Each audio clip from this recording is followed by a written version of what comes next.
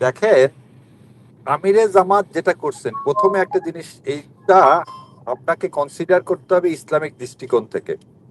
একটা 91% দেশের মুসলমান যেখানে, আপনি সৌদি আরবে গেলে সবাই সবার গালে গাল লাগায় না? ওটাকে কি আপনি আবেগ বলবেন?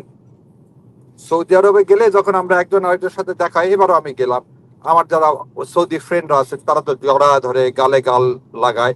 সেটা কি? নবী করিম সাল্লাল্লাহু আলাইহি ওয়াসাল্লাম ও পিছন দিক থেকে ধরেছেন, যেটা এটা শাশ্বত নিয়ম ইসলামের। সো আমরা একটা ইসলামিক দেশ যেখানে 91% মুসলমান, সেখানে এটা নিয়ে বোধহয় আলোচনা করার বা কথা বলার বা এটাকে নিয়ে ইস্যু করার, এটা মনে হয় এটা অনাকাঙ্ক্ষিত। আর আমিরে জামাত যেটা করছেন, এটা ইসলামে 100% এটাকে সম্মত, এবং তিনি এর বাইরে কিছু করেন না। এখানে আবেগ টাবেগের কিছু নাই। প্রথম তো জিনিস এখানে হচ্ছে আমি যে আমরা বলবো, আমি একটু একটু যদি আপনার সাথে ইয়ে করতে চাই যে ডিপ্লোম্যাটিকদের সাথে আসলে কিরকম সম্পর্কটা এখানে আমাদের বাংলাদেশের মধ্যে হয়তো উনি এটা করতে পারেন। আর আপনি যেহেতু যুক্তরাষ্ট্রে ছিলেন, যুক্তরাজ্যে ছিলেন, সেহেতু আপনি জানেন ওখানকার এ- এ- এ- এ- এ- এ- এ- এইখানে আপনাকে একটু থামায় দেবো। সেটা হচ্ছে, আপনি দেখেন ওখানে যেসব ডিপ্লোমেটরা আসছিল তারা কিন্তু পাঞ্জাবি পরে এসেছিল। পাঞ্জাবি কিন্তু ইউকে ড্রেস না। আবার একটা জিনিস আপনি দেখেন, যে যেসব ডিপ্লোমেটরা কাবা শরীফে যান, তারা কিন্তু মাথায় স্কার্ফ পরে যান। সো সেটাও কিন্তু আমরা ইংল্যান্ডে দেখিনি।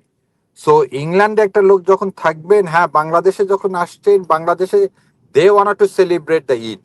সো আমরা যে পারসেপশন নেই ইউকে বা ইউএসএ তে, একটা ছেলে আর একটা ছেলের সাথে হ্যান্ডশেক করবে না, বা মানে আরো একটা নোংরার দিকে যাওয়া, এই চিন্তাগুলো একটা মুসলিম উম্মাতে এটা করার কোনো সুযোগ আমার কাছে এটা আমি দেখি না। এবং যারা এটা করবে, আমার কাছে মনে হয় তারা মানে জামাত যাই করবে তাতেই দোষ।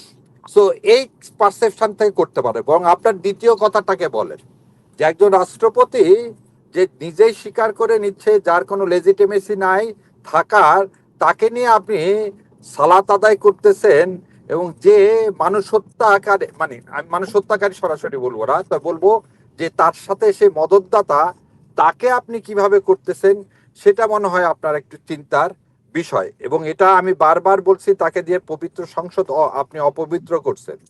তারপরে আপনি কি করলেন, তাকে আজকে ঈদের জামাতে নিয়ে গেলেন, এবং ঈদের জামাতে নিয়ে যাওয়া এবং তাকে পাশে বসিয়ে, কেন আপনার কি আর রাষ্ট্রপতি নাই বাংলাদেশে? এবং সে যখন আপনার ইন্টিম গভর্নমেন্টকে, এখন এগুলো সবই তো আমরা বলতেছি যে ভাই, একটু আগে বোধহয় ভাই আমার মেজর সাহেবের কথা শুনতেছিলাম, শোনেন, ভাগ বটার বাংলাদেশ করবেন জুলাই অভ্যুত্থানের পর, সেটা মনে হয় খুব একটা সমীচীন হবে না। এবং এই জন্য আমি তীব্র নিন্দা জানাই এই যে রাষ্ট্রপতিকে এখানে আপনার কি করা, তাকে এই জাতীয় ঈদগাতে নিয়ে যে সবার সাথে নামাজ পড়ানা, এটা মনে হয় কোনোভাবে এই সরকারের কাছে আশা করা উচিত না। কারণ এই সরকার জুলাই অভ্যুত্থানের সরকার, আর জুলাই অভ্যুত্থানকে যদি অস্বীকার করে তারা যেভাবে ক্ষমতায় এসছে, সো সেই ক্ষমতায়নের জন্য যদি রাষ্ট্রপতিকে সব জায়গায় ধারণ করতে হয়, তাহলে তো এর চেয়ে আর দুঃখ কষ্টের আর কিছু নেই।